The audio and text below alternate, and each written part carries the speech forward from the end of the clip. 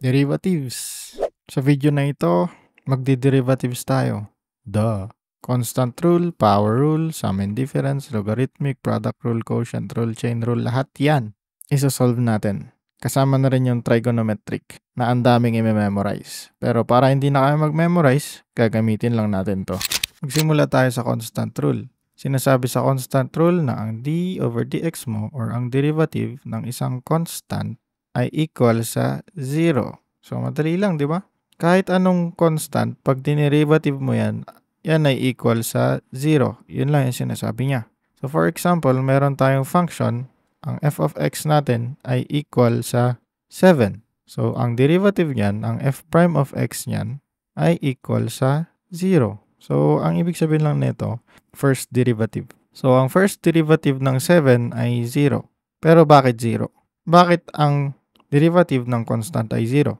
Diba ang sinasabi sa derivative, ang derivative daw ay way para maghanap ng rate of change, rate ng pagbabago, tsaka slope. Itong mga to.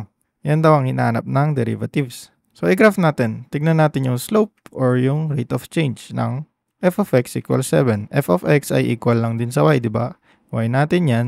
Ito yung x natin. Yung 7 nandito banda. Tapos yung graph niyan, diretso lang. So, wala siyang steepness, di ba? Wala siyang rise over run. Puro run. Run lang na ganyan. So, hindi siya nagbabago. Wala siyang steepness na ganyan, di ba?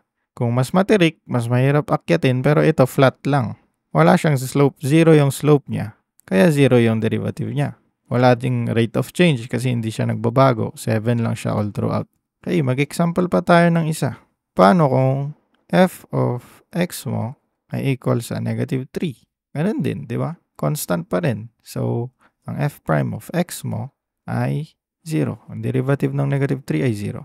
Paano kung ang f of x mo ay equal sa pi? Ang pi ay number lang din. 3.14 something, di ko memorize. Pero ang derivative niyan ay 0 din.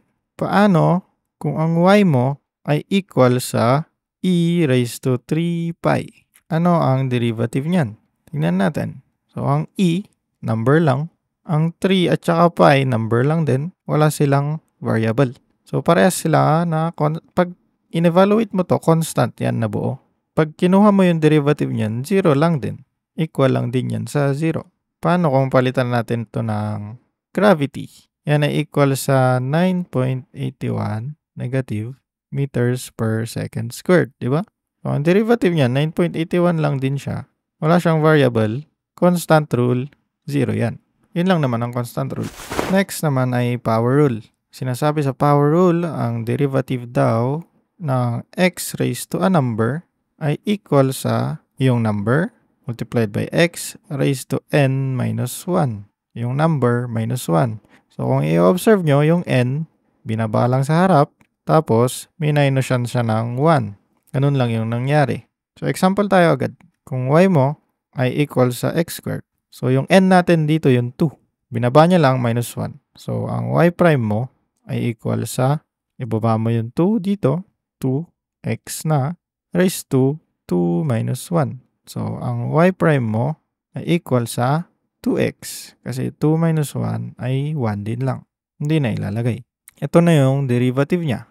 Paano kung ang exponent mo ay negative? X raised to negative 3. So, para ma-solve natin yan, dapat alam natin yung rule of exponents. Sabi sa rule of exponents, ang 1 over x raised to negative a, kunwari, ay equal sa x raised to positive a.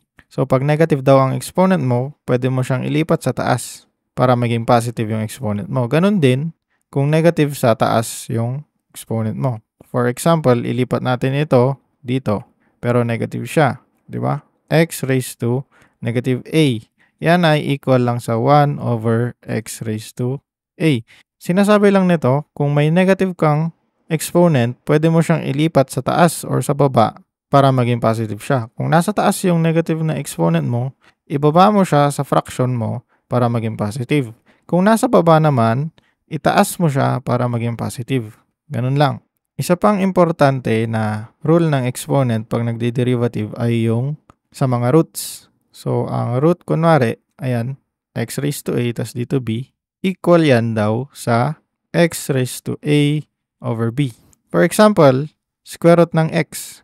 Ang square root, di ba, 2 ang root niyan, nandito. 2 yan. So, ang exponent nito ay 1. Yan ay equal sa x raised to 1 half. Yan lang yung sinasabi niyan. So, kung pinalitan mo ulit yung exponent nito sa loob, gawin natin 3 tapos 5 to, yan ay equal sa x raised to 5 over 3. Yan, isang rule ng exponent. So, gagamitin natin yan. Game. Okay, ito yung sasagutan natin. Power rule. So, yung derivative natin, f prime of x yan, ay equal sa, di ba, ibaba mo lang to sa harap, negative 3, kopyahin mo yung x, tapos minusan mo ng 1 dito. So, negative 3 minus 1. Ang f prime of x mo, or ang derivative mo, ay negative 3x raised to negative 4. Kaso, negative yung exponent niya of x ay equal sa, ibaba mo lang to, negative 3 over x raised to 4. Yan na yung sagot mo. Ganon din kung nasa baba yan. For example, paano kung ang binigay sa'yo ay x raised to negative 2? Yan, fraction na siya. Nasa baba yung exponent mo. So, ang gagawin mo lang dyan, ang f prime of x mo dyan, or ang derivative mo dyan, ay itaas mo muna to. Dun. So, magiging positive na. So, x squared. Tapos, yung derivative niyan, syempre, 2x. Paano kung positive yung nasa baba? Paano kung positive yan? Edi, itaas mo ulit. Tataas mo lang siya ulit. Magiging ang f of x mo ay equal sa x raised to negative 2. Tataas mo, magiging negative. Saka mo siya ipa-power rule. Kasi hindi mo siya pwede i-power rule dyan sa baba. Itaas mo muna. So, ang derivative niyan ay equal sa negative 2x raised to negative 2 minus 1. Ang f prime of x mo ay equal sa negative 2x raised to negative 3. Tapos, ibaba mo na ito sa baba. Magiging negative 2 over x raised to 3. Yan na yung sagot mo. So, ganun lang. Pag magpa-power rule ka, tapos yung kailangan mo i-derivative ay nasa baba, itaas mo muna. Mag-example naman tayo nung sa square root, no? For example, ang function mo ay yan, square root of x. Papalitan mo muna to ng nakikita mo yung exponent. So, ayan ay equal din lang sa x raised to 1 half. Diba? Power rule mo na dito. Ang derivative ng x raised to 1 half ay equal sa 1 half. So, binaba ito doon. Tapos, minusan mo ng 1. 1 half minus 1. Ganyan. So, pag nagma-minus kayo, dito sa power rule, ang gawin nyo na lang, di ba, kunin natin to. 1 half minus 1. Para di kayo mahirapan, gawin nyo na lang 2 over 2 yung 1 dyan. Kung ano ito, yun yung gawin yung fraction. Kung 3 yan, edi 3 over 3. Bakit pwede gawin? Kasi 2 over 2 ay equal lang din sa 1 yan. 1 lang din yan. Ginawa mo lang 2 over 2. Walang nagbago dun sa ine-evaluate mo. Mas madali siyang i-minus kasi parehas yung denominator niya. Ang gagawin mo lang, ipag-minus mo, edi 1 minus 2, yan ay negative 1 divided by 2. Kopyahin mo lang kasi parehas yung denominator. So, negative 1 half. Ang f prime of x mo ay equal sa 1 half x raised to negative 1 half. Tapos, negative. So, ibaba mo. Baba mo siya, 1 divided by 2 x raised to negative 1 half. Pero wag mo na, hindi na negative. 1 half na pala. Pero wag mong isulat na ganyan, gawin mong square root. Ganyan yung final answer. Paano kung ang f of x mo, or y na lang, ang y mo ay equal sa 9x raised to 4. So, meron siyang coefficient sa harap. Anong gagawin mo dyan? Madali lang. Ang una mong gagawin, kopyahin mo lang yung 9. So, ang derivative niyan ay kopyahin mo yung 9, i-multiply mo sa power rule nito. So, i-power rule mo yan. Ito, ibaba mo dun sa harap. So, may 4 dyan. X raised to 4 minus 1. Pag nagsosolve kayo, pwede nyo na idiretso. So, kung ako magsosolve nito, tapos hindi ko tinuturo sa inyo, 9 times 4x raised to 3. Ganyan na agad. Minus ko na kaagad. Tapos, i-times nyo na lang yan. Yan ay 36. So, 36 x raised to 3. Yan na yung sagot. Ito na yung derivative niya. So, ganun. Kung may coefficient sa harap, kopyahin mo lang tapos i-multiply mo dun sa power rule nito. So, kahit meron ng malaking exponent dyan, madali lang, di ba? Kahit 1 million yan, kung kahit ilang zero pa yan, 9999, 98, 99. Kunyari yan, hindi kopyahin mo ito, dyan, 98x raised to 97. Ganyan lang. Sa main difference naman tayo kasi paano kung polynomial na siya. So, kung ang y mo ay equal sa 3x squared plus 5, di ba? May plus na. So, applicable to sa plus or sa minus. Ang gagawin mo lang, isa-isahin mo. Ito muna, bago ito. Di ba? Napag-aralan natin, derivative ng constant, 0. Tapos ito, ipa-power rule mo lang. Ganun lang yung gagawin mo. Tapos, kokopyahin mo lang yung plus. So, unahin mo to, bago ito. So, ang y prime niyan, or ang derivative niyan, i-derivative mo muna to, plus yung derivative nito. Ganun. So, 3 times 2x plus, anong derivative ng constant? 0. So, paano ulit to? Diba? Baba mo yan. Kapihin mo to kasi coefficient. Times mo dun sa exponent. Tapos, minusan mo ng 1 yan. So, 1 na lang yan. Di ko lang sinulat. So, ang y prime mo ay equal sa 6x. Yan ay sagot. Isa pa, example pa tayo ng isa. Paano kung ang, sige, palitan natin, z naman. Ang z mo ay 6x cube plus 4x squared minus 3x. So, ang haba na, minus 10 pi. 10 raised to pi. Paano natin yan i-solve? Huwag na pala natin gawing z yan. Y na lang. Para di kayo malito. Diba? Tigi-isa ulit. Ito muna, tapos yan, tapos yan, tapos yan. Tapos kapihin nyo lang yung mga operations.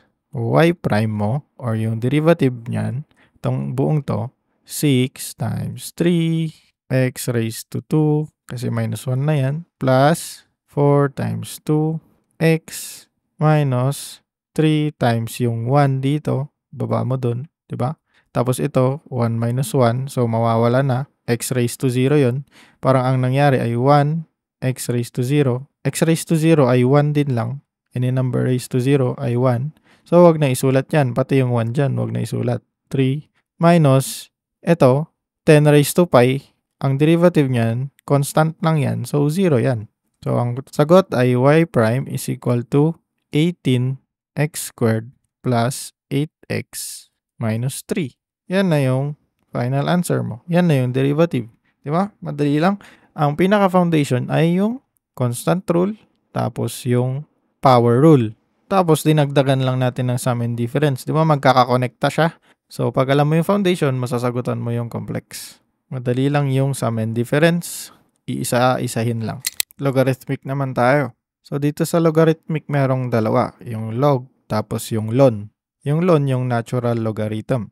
Doon muna tayo sa log. So, ang d over dx ng log, tapos ito yung base niya, tapos yung nasa loob ng log, ay equal sa u prime over u times ln ng base. So, yan yung formula niya. Yung ln naman, d over dx ay ln ng e. Yung base ng ln paragi, yung natural logarithm natin ay e, yung epsilon. Yan yung base niya lagi. Ito, dito, yung a, paiba-iba yan. Base 10, base 2, base 3, iba't ibang number. Ito, palaging e yan. Laging epsilon. Tapos yung nasa loob ng ln. Equal yan sa u prime din divided by u ln e. So, nasa loob na yan Nasa loob ng ln. Yan. Okay, pero may iibahin tayo dito kasi ang ln e, yan, ln of e ay equal sa 1. So, kung 1 yan, ang matitira u prime over u na lang. So, mas simple na yung formula niya. Burahin lang natin to kasi equal naman sa 1. So, u prime over u siya. Ayan. Ano yung u? Ano yung a? So, mag-example tayo para magets nyo. Doon muna tayo sa log. F of x mo ay equal sa log ng 3x squared. So, pag magsasagot kayo ng logarithmic, ln man yan or log, gagawin nyo muna ay sulat nyo yung a, yung u, tapos yung u prime. Okay, sulat natin yan. A mo ay equal sa, ito a mo ay 3. Yan. Tapos yung u mo ay equal sa x squared. Yan. Yung nasa loob. X squared. Tapos yung u prime, syempre yan yung derivative ng u. I-derivative mo lang to. Diba? Ang derivative ng x squared, ibaba mo yan dyan. Power rule lang. 2x raised to 1. Kasi ito minus 1 pero wag na natin lagay. Tapos, ang derivative daw niyan, f prime of x natin, derivative nito ay susundan nyo lang to. U prime, so ito, copy nyo 2x divided by u, ito, x squared, ln ng a, yung 3. Ayan na, yun yung derivative niya. Tapos ka na agad. Diba madali lang? Paano kung ganito na yung example mo? So, ganun lang ulit. Kapiin mo yung a, yung u, tapos i-derivative mo yung u. Kapiin mo yung a, yan yung a, 5. Tapos yung u, yung nasa loob ng log, yung nasa loob ng parenthesis, 4x cube. Tapos, i-derivative mo yan. So, 4 times 3, yan ay 12. 12x raised to 2. Diba? Pakita ko na lang para hindi kayo malito. 4 times 3, x raised to 2. Kasi 3 minus 1 yan. So, 4 times 3 ay 12. 12x squared. So, pwede ka na mag-derivatives. Equal yan sa u prime 12x squared divided by yung u 4x cube times ln ng a 5. Pero, masisimplify mo pa. Ayan, no?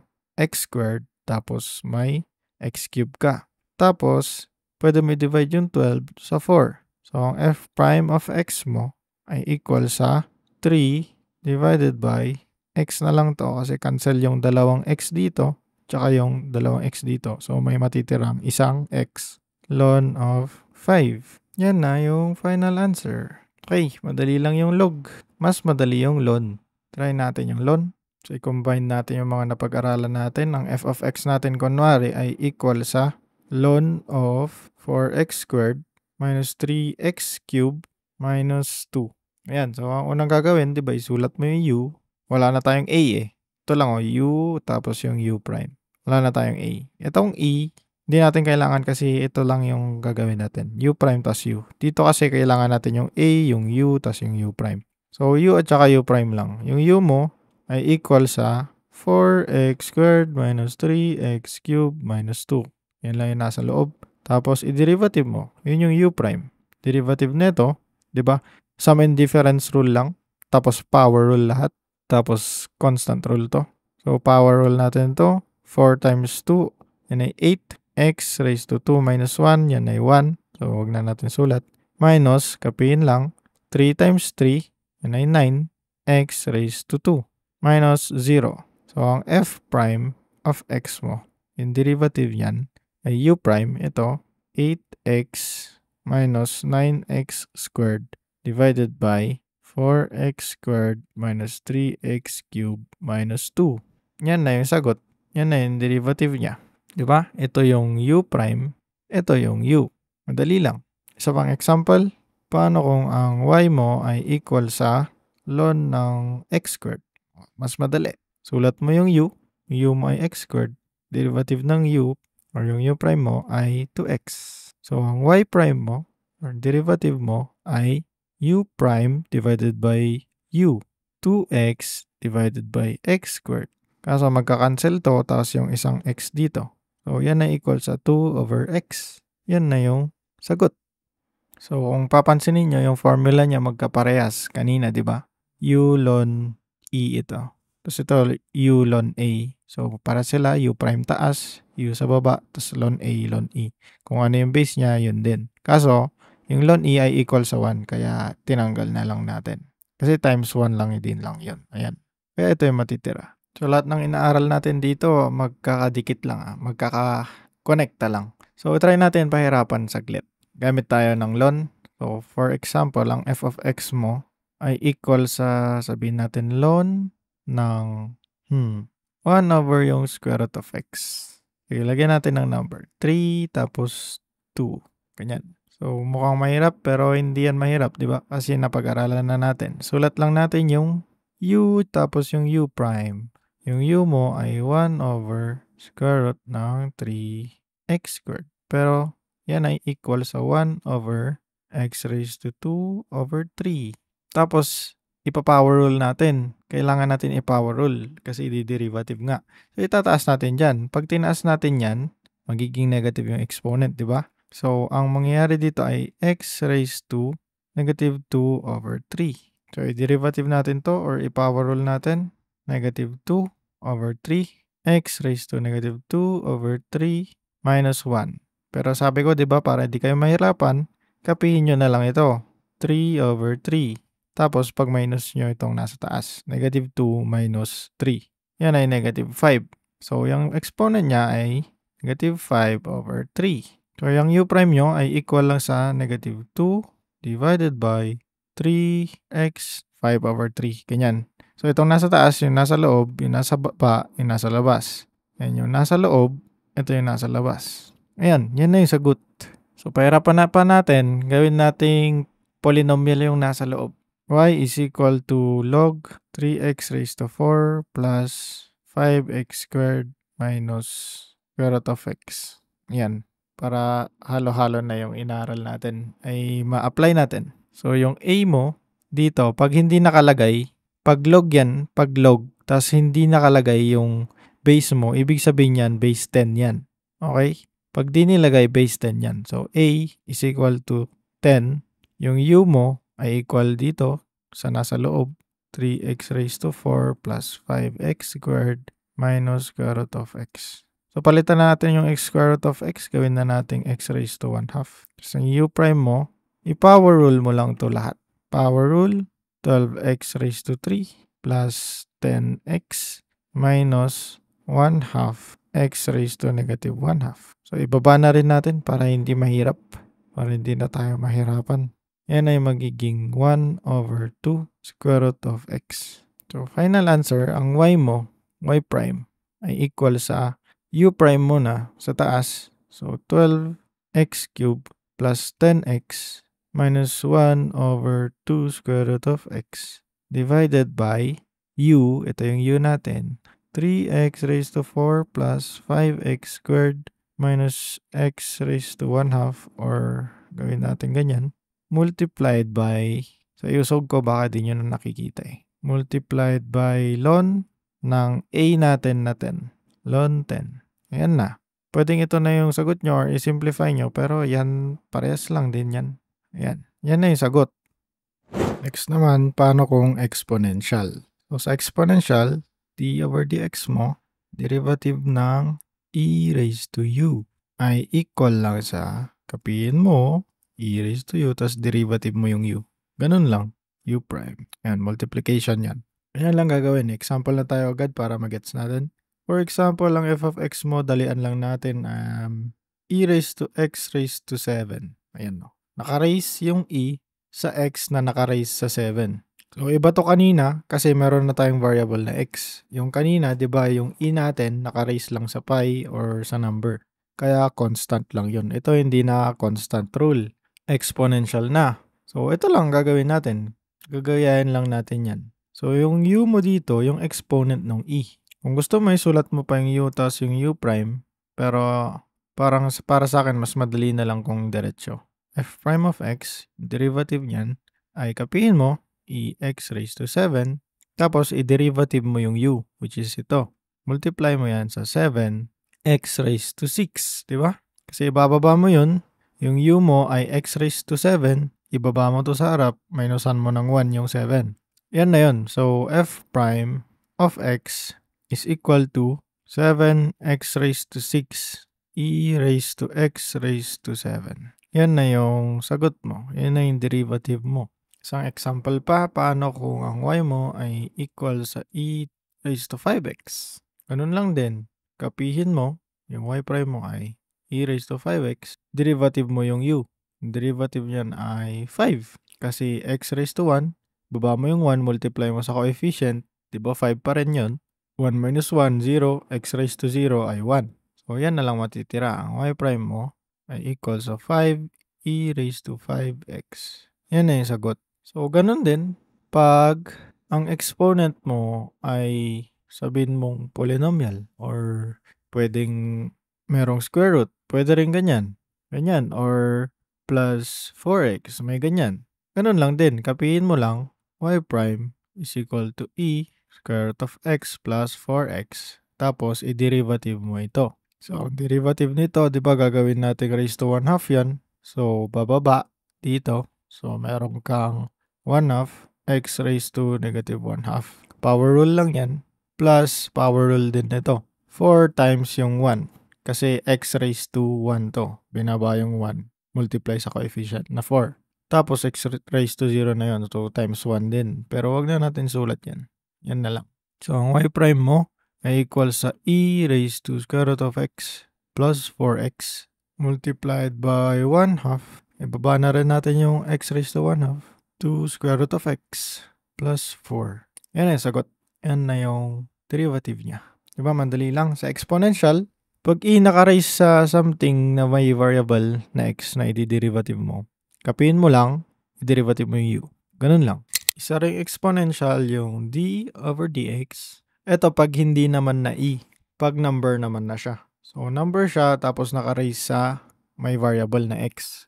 Or kahit hindi x, basta variable siya na kailangan mong i-derivative. Equal yan sa kapiin mo lang ulit, i-multiply mo sa derivative ng u, tapos i-times mo sa ln ng a or ln nung number. So, madali lang siya ulit. Straightforward lang din ulit. So, lagyan na, example natin, madali lang muna. F of x is equal to 2 raised to x. So, number na siya, hindi na siya e. Pag ganyan, ang gagawin mo lang ay ito. Diba? F prime of x mo ay equal sa kapihin mo 2 raised to x, multiply mo sa u prime, yung derivative nito, which is 1, times yung ln ng a mo, which is yung 2. Yan. So, ang sagot mo, ang derivative yan ay equal sa 2 raised to x ln of 2. Yan na yung sagot. Ito na yung sagot. Isa pang example, paano kung yung exponent mo may exponent pa? F of x is equal to 3 raised to x raised to 4. Parang yung kanina din pero number na siya. Hindi na siya e. So, ganun lang ulit yung gagawin. F prime of x ay equal sa kapihin mo 3x ay mali. Raise pala. 3x raised to 4 multiplied by u prime. Yung u mo ay yung exponent. So, 4x raised to 3. Diba? Yun yung derivative nito. Power rule. Multiplied by ln ng a. Yan. So, ang f prime mo ay yan na. Huwag na natin i-simplify. Yan na. Ito yung derivative yan. Diba? Madali lang.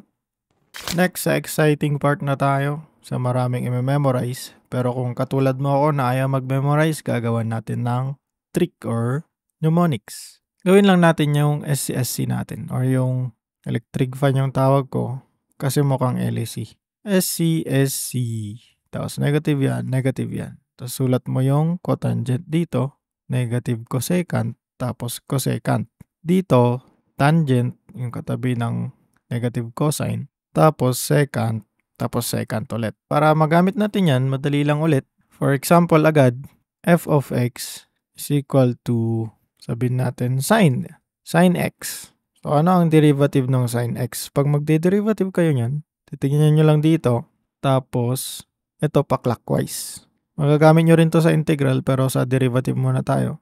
Pa-clockwise yung ikot nito, tapos ito sine, negative sine, cosine, negative cosine. So, ang derivative ng sine, positive na sine, ito, positive na sine, ay cosine. So, ang f prime of x mo ay equal sa cosine x multiplied by, ano ba ang derivative ng x? Diba 1? So, ang f prime of x mo ay equal sa cosine x lang. So, pahirapan natin sarili natin. Yung mas mahirap naman. Kunwari, cosine 5x. Yan. So, ganun lang ulit. I-derivative mo to. Tapos, kunin mo yung angle, i-derivative mo din. So, unahin mo yung labas, tapos yung loob. So, positive cosine. Saan yan? Ito. Ang derivative niya, negative sine. So, f prime of x ay equal sa negative sine 5x. So, kinapi mo lang, kapiin mo lang to bago mo i-derivative yung nasa loob. Ay, hindi mo pala kakapiin. Yung angle yung kakapiin mo. So, i-derivative mo, kapiin mo yung angle, tapos i-derivative mo yung angle. So, dinerivative natin, kinapi natin yung angle, tapos mamultiply natin sa derivative ng angle, which is 5. Power rule lang ulit. So, f prime of x mo, or yung derivative mo, ay equal sa negative 5 sine 5x. Yan ay sagot. Try pa natin yung mas mahirap. Di naman mahirap eh. Mahaba lang. Tangent. Yan. Tangent 3x raised to 4 plus 2x. So, gagamitin na natin tong mga nasa gilid. Ito, tsaka ito. Pero yung tangent natin dito. Kaya ito lang yung gagamitin natin. So, derivative ng tangent, ang gagawin mo lang, takpan mo yan, ito na yung derivative. Ganun lang. So, secant. So, secant squared yan. Diba? Takpan mo yung tan. So, yun na yung derivative ng tan. Derivative niya ay secant squared. Kapihin mo yung nasa loob. Yung angle. 3x raised to 4 plus 2x. Tapos, i-derivative mo yun. Yung angle. Multiplied by, so, sum and difference rule ulit, diba? Ito. Derivative mo to, derivative mo to. So, power rule, power rule. Power rule natin, 3 times 4 ay 12. X raised to 3 kasi 4 minus 1. Plus 2 kasi 1 minus 1 na yan, so 0. Binaba mo yung 1 doon, times mo sa 2, 2 rin lang. Yan na yung sagot. Ay, banking, ito. Yan na yung sagot. O isa pang example. Y is equal to, gamitin naman natin cosecant. Kunyari, negative cotangent ng 3x. Anong gagawin? Tatakpan mo yung cotangent. Ayan. Pero negative siya. I-observe nyo yun Tinakpan natin yung cotangent, so ang matitira, negative cosecant na isa, tapos cosecant na isa. So, negative cosecant squared. So, yun yung derivative niya. So, y is equal to, derivative yun ng cotangent na positive cotangent na positive. So, ilagay natin yung negative para makita nyo. Ito yun. Tapos, derivative ng cotangent, yung negative cosecant squared. 3x. Kinapi lang yung angle, i-derivative yung angle. Yan ay 3. So, ang y prime mo ay equal sa positive cosecant squared 3x multiplied by 3. So, dito natin ilagay yung 3. Ayan. Yan ay sagot. Di ba? Madali lang sa trigonometric. Ang gagawin nyo lang, sulat nyo yung electric fan natin. Yung parang hélice ng helicopter. Ng aeroplano. So, sulat nyo yung SSC, tapos clockwise dito. Sa sine tsaka cosine.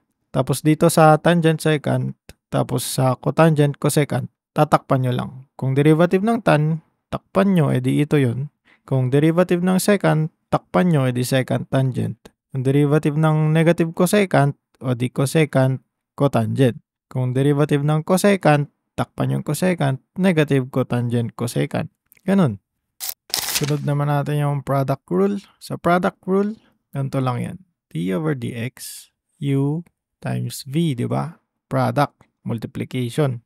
Equal daw yan sa u v prime plus v u prime. So, ano nangyayari? Kapiin lang yung u, derivative yung v, ito yun. I-plus mo sa kapiin mo yung v, derivative mo yung u. Ganun lang. Mag example tayo. Y is equal to x squared x plus 1 raised to 3. Ayan. So, malalaman mo na product rule to. Kasi multiplication na siya. Diba? Kasi kung may plus yan, ang gagawin dyan, sum and difference rule, diba? I-power rule mo to, tapos ito, chain rule to. Ituturo ko mamaya yung chain rule. Pero kasi, ang nakalagay dito, multiplication. Kaya product rule yan. Ganito daw yung gagawin natin. So, i-assign lang natin. Gawin natin ito ay u, ito ay v. Pwede rin baliktan. Pwedeng ito yung v, ito ay u. Parehas lang Parang ito, pinunta mo lang doon, tapos ito, pinunta mo dyan.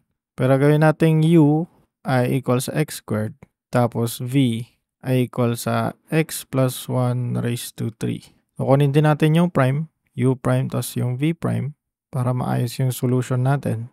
U prime, i-derivative mo lang yan. So, 2x, power rule lang. Tapos yung v prime, i-derivative mo to. So, chain rule to. Pag chain rule, ang gagawin mo, parang power rule lang. Ibaba mo yung 3 dyan. Tapos, minusan mo ng 1 itong 3. So, yun ang una mong gagawin. So, baba mo yung 3. So, nilagay natin doon.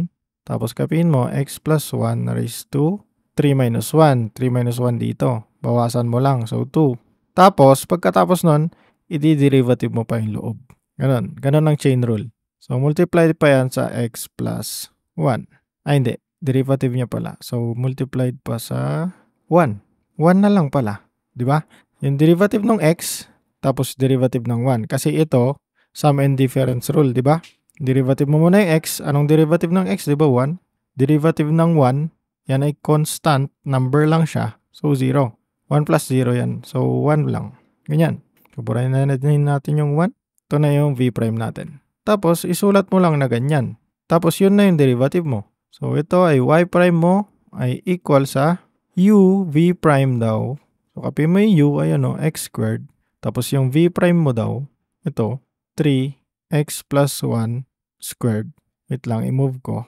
Plus, yung v mo, which is ito, v, x plus 1 cube, multiplied sa u prime. U prime mo ay 2x. 2x. Tapos, linisin mo na lang. So, pwede nating ilabas yung isang x dito, tapos yung isang x dito. Kasi x squared to. So, may isang x na matitira pa. Tapos, pwede nating ilabas yung dalawang x plus 1, tapos yung dalawang x plus 1 dito. Tapos may matitirang isang x plus 1. So, ilabas natin yung isang x, tapos yung isang x plus 1, ay yung dalawa, x plus 1 squared. Tapos, ito yung matitira sa loob, 3 plus x plus 1 times 2. Yan. Tapos, simplify pa, y prime is equal to x plus 1. Wait, burahin ko na to. Di naman na kailangan. So, x plus 1, ito yun, raised to 2. Tapos, i-distribute natin tong 2 dun sa loob. So, magiging 3 plus 2x plus 2. Tapos, 3 plus 2. So, 5. Lagay na lang natin 5. 5 plus 2x. Yan na yung derivative niya. Sinimplify lang natin. Yan yung product rule. So, sulat mo muna yung u, sulat mo yung v, derivative mo yung u, derivative mo yung v, tapos isulat mo yung ganyan. Okay, isang example pa para mas lalong maintindihan. Paano kung dumami? Paano kung tatlo na nagmumultiply? For example, d over dx, tapos u, v, tapos w. Ganyan, tatlo. Ang gagawin mo lang dyan, u, v, w prime, plus u, v prime, w, plus u prime, v, w. Ganyan. Lumilipat lang yung i-derivative mo. Parang dito, sa una. Diba, dinerivative mo muna yung v, kinapin mo lang yung u. Dito naman, kinapin mo yung v, derivative mo yung u. Ganun lang din dito. Yung w muna, tapos kapin mo yung dalawa. Tapos yung v naman, kapin mo yung dalawa. Tapos yung u naman, tapos kapin mo yung dalawa. Ganun lang. Pero mahaba na masyado yan. Kaya wag na natin gawan ng example. Pag apat, ididagdagan mo lang. Plus pa. Tapos yung next. Kung z dyan, z prime, u, v, w. Ganun.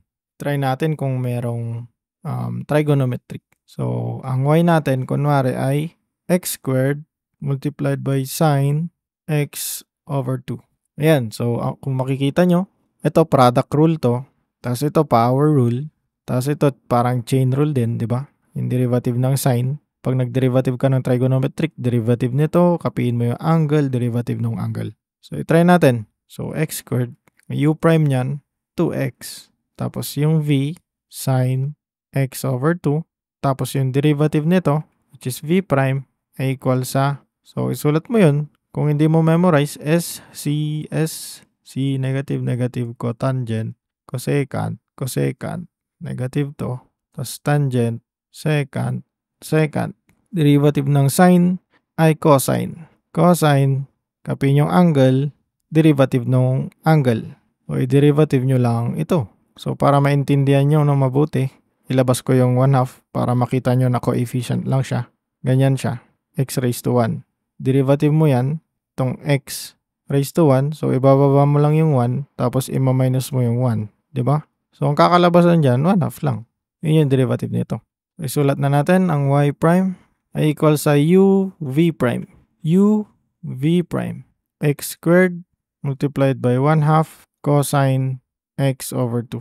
Plus v u prime. V u prime. Sine x over 2 multiplied by 2x.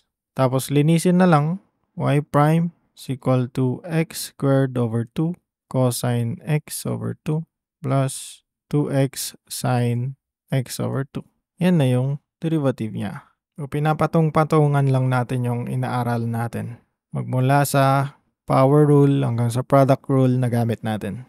Paano naman kung quotient na or fraction na? Bale, itong u times v magiging u over v. So, yun yung next. So, ganito naman sa quotient rule. D over dx, yung derivative ng u over v ay equal sa vu prime minus uv prime. So, hindi na pwede magkabaliktad to. Kay vu prime muna bago uv prime. Divided by v squared. So, ganyan lang yung quotient rule. Susundan lang ulit natin yung formula. Mag-example tayo, f of x ay equal sa x minus 2 raised to 3 divided by x squared. So, ito yung u natin, ito yung v natin. Sulat natin, u is equal to x minus 2 cube, tas yung u prime natin, derivative natin siya. So, chain rule ang gagawin.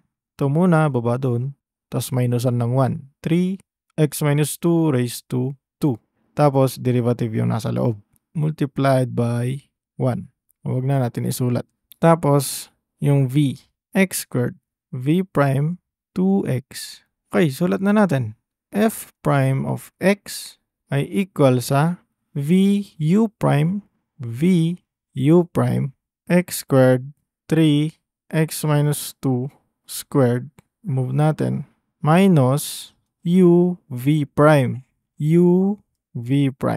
x minus 2 cube multiplied by 2x.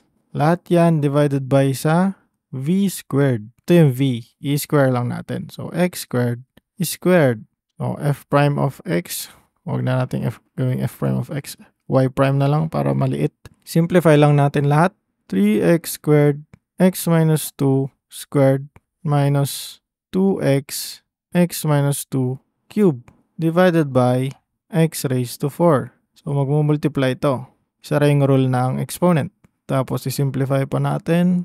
Paghiwalayan natin, y prime is equal to 3x squared x minus 2 squared divided by x raised to 4 minus 2x x minus 2 cube divided by x raised to 4. So, makikita nyo, cancel to. Tapos yung x raised to 2 dito. So, magiging 2 na lang yan. X squared na lang. Tapos yung x dito. Tapos yung isang x dito. So, cube na lang to. Burahin na lang natin. 2i squared, ito ay cube. Yan na yung sagot. Ito na yung derivative natin. Diba, madali lang din yung quotient rule. Susundan lang talaga lahat ng formula. Pero para ma-memorize nyo yung formula, kailangan nyo gawin. Kasi pag minemorize nyo lang mismo yung mga letters dyan, pag kayo na yung gagawa, hindi nyo magagets, hindi nyo masusundan. Kasi hindi na practice ng utak nyo. So, yung chain rule, ginagawa naman na natin. Pero mag-example pa tayo ng marami doon. So, gawin natin yung chain rule. Naka-practice naman na tayo, kaya gamit tayo ng square root ngayon. Square root of 4x plus 1. Ayan. So, paano mo malalaman na chain rule to? Siyempre, itong square root na sign, yung root sign, palitan mo lang yan ng 1/2, di ba? Kasi equal yan sa 2 tapos ito, raised to 1. Di ba? So, 1/2 lang yan. Nakatago lang. So, 4x plus 1 raised to 1/2. Tapos, chain rule, di ba? I-power rule mo to. So, dyan, tapos minus 1 yan. Tapos, i-derivative mo yung itong nasa loob. Game. F prime of x ay equal sa 1/2 4x plus 1 1/2 minus 1. So, gawin natin 2 over 2. 1 minus 2 ay negative 1. So, ang exponent mo ay negative 1 over 2. Multiplied by yung nasa loob. So, ang gagawin dyan, sum and difference ulit. Rule. 4x. So, power rule ulit. May coefficient na 4 multiplied by 1 kasi 1 yung exponent. 1 minus 1 ay 0. Multiplied by 1 lang to. So, wag na natin lagay ang dalawa. Plus 0 kasi constant rule to. So, 4 lang to. Times 4. So, f prime of x ay equal sa 4 over 2. Nilagay ko na yan dun. Times 4x plus 1 raised to negative 1/2. Negative yung exponent, ibaba natin. So, f prime of x ay equal sa 2 na ito kasi 4 divided by 2. Ibaba natin yung naka-negative na exponent. 4x plus 1 square root kasi 1/2 yun. Pag binaba mo, positive 1/2 na yung exponent niya. Ang 1/2 na exponent equivalent sa root na sign. Ito na yung sagot. Try naman natin sa trigonometric. Trigonometric na chain rule. Paano kung yung function mo ay sine, tapos tangent yung angle niya, tangent x raised to 4. Ayan. So, meron kang trigonometric sa loob ng trigonometric. Chain rule lang yung gagawin. Parang yung chain rule, parang unahin mo yung nasa labas, papunta sa loob. Di ba? May exponent ka sa labas, ito muna, tapos ito. Ganyan din sa trigonometric. Ito munang sine, tapos yung tangent, tapos yung angle. Ganun. So, ang y prime natin, derivative nito, sine. Ang derivative ng sine, di ba dun sa SC natin, yan, derivative ng sine, cosine. Yan o. So, cosine, kapihin mo, tangent x raised to 4, kasi ito yung buong angle niya. So, dinerivative mo to, kinopy mo yung angle, tapos i-derivative mo yung angle, di ba?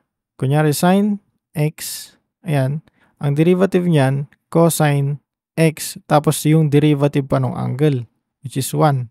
Ganun din yung gagawin dyan. So, ang derivative ng sine, tangent, tapos angle na ito, yung angle na yan, ay cosine, tas yung angle na yon.